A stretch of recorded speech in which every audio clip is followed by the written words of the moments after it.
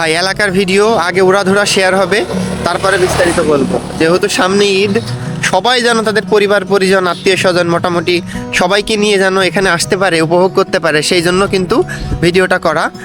যারা প্রথম দেখবেন অবশ্যই শেয়ার করে দিবেন। এই জায়গাটার সঙ্গে আপনারা সবাই পরিচিত, দর্শনের মধ্যে খুবই ভাইরাল একটা জায়গা। ভাইরাল বলতে খুব পরিচিত একটা জায়গা, যেখানকার প্রাকৃতিক সৌন্দর্য কিন্তু আপনাদের মন ভালো করে দেয়। এখানে মোটামুটি কম বেশি সবাই এসেছেন এক দুইবার।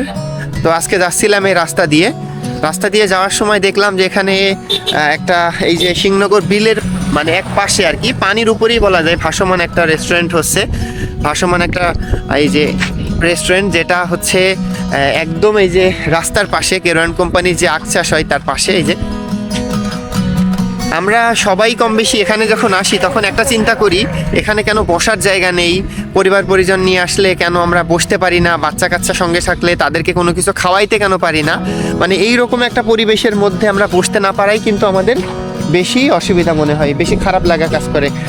জানি না এখনো পর্যন্ত এটার নাম আসলে কি সিলেক্ট করছে বা কি দিছে, তবে সিংনগর বিলের পাশে এই মনোরম পরিবেশের মধ্যে যে আয়োজনটা করছে, ব্যবস্থাটা করছে, যে আপনার পার্ক বা ফুড পার্ক যেটাই বলেন করছে, আসলেই অসম্ভব সুন্দর লাগছে। যদিও কাজ এখনো পরিপূর্ণ শেষ হয়নি, কাজ চলমান, হয়তো ঈদের আগে উদ্বোধন হবে। তো নিজ দায়িত্বেই চলে আসলাম, এটা প্রচারের জন্য কিন্তু না, যাচ্ছিলাম ভাবলাম একটু ভিডিও করি, নিজের এলাকার জিনিস আসলে দেখাইতে পারলে ভালো লাগে। দেখেন